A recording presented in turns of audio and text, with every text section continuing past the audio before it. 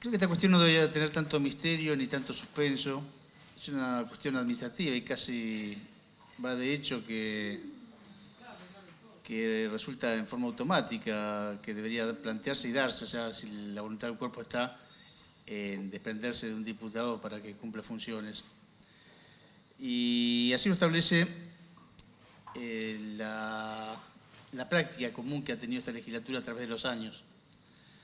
Incluso con posterioridad a la reforma de la Constitución del año 94, cuando hubo reemplazos en la Cámara. No hablo anteriormente, pero anteriormente también ha habido situaciones donde diputados han ocupado ministerios, pero con posterioridad al 94 sucedieron algunos hechos. El caso del diputado Daniel García, cuando ocupó cargo en Secretaría de Pesca de Nación.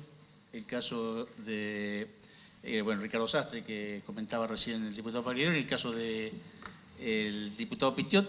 En su caso se produjo la renuncia por voluntad, porque así lo pidió el diputado. Y el caso del diputado Rubén Fernández, que de la misma forma también pidió la renuncia al cargo para ocupar un cargo en la Secretaría de Información Pública de la provincia. Pero ya de la época en que Daniel García pidió la licencia, en primer lugar, él fue licenciado durante un mes que ocupó el cargo en la Secretaría y después renunció para quedar en forma permanente en la Secretaría, que le permitió la asunción de Omar Albornoz como diputado suplente en ese entonces. Se sancionó la ley 5.831. La ley 5.831,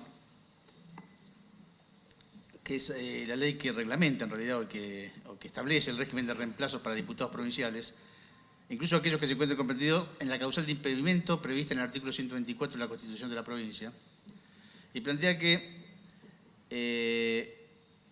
se considera de impedimento en el marco de la presente ley la circunstancia fáctica que obstaculice al diputado a cumplir con las funciones del cargo establecidas en la Constitución provincial y el reglamento orgánico de la honorable legislatura y no configure una superposición funcional, en cuyo caso se da de aplicación el artículo 126 de la Constitución. Entonces, cuando hablamos de la superposición funcional, es que no se interpongan las funciones. Por esa razón creo que el diputado García, que creo que no merece una defensa de mi parte, pero la estoy haciendo, no incumple con los términos constitucionales en esta instancia. Y volviendo al antecedente de Ricardo Sastre, que planteaba, o del diputado Sastre, para hablar con corrección, mandato cumplido, que hablaba el diputado Pagliaroni, yo estuve presente en esa sesión, no de espectador, sino de partícipe, incluso con opinión respecto de ello. Y en ese momento también lo planteó el diputado Rizzo. Es una parte que obvió el diputado Pagliaroni, pero en realidad plantea el término del 126, hasta dónde alcanza la incompatibilidad. Y la incompatibilidad, plantea Rizzo en ese momento, dice, el 126 toma como caso más grave de incompatibilidad de los diputados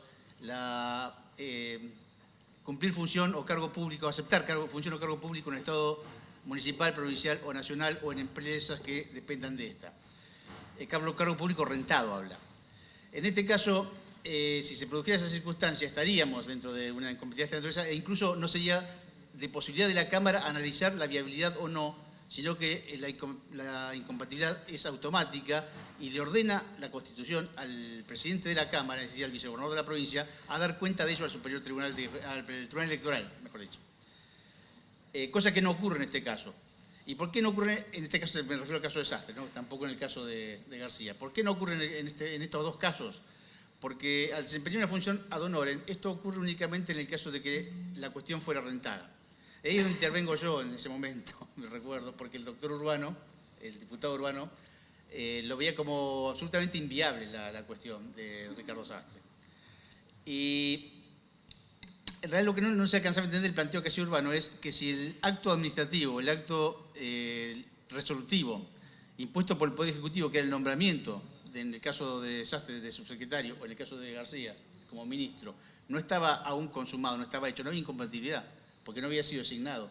Entonces no obraba esta Cámara determinar sobre un hecho que no había ocurrido y que la propia Constitución le manda al vicegobernador comunicar el hecho, si es que ocurre, si hay renta en el medio, comunicar sobre el Tribunal Electoral para que opere la incompatibilidad a la que alude la Constitución. Por esa razón me parece que tanto suspenso, tanto misterio, en este caso me parece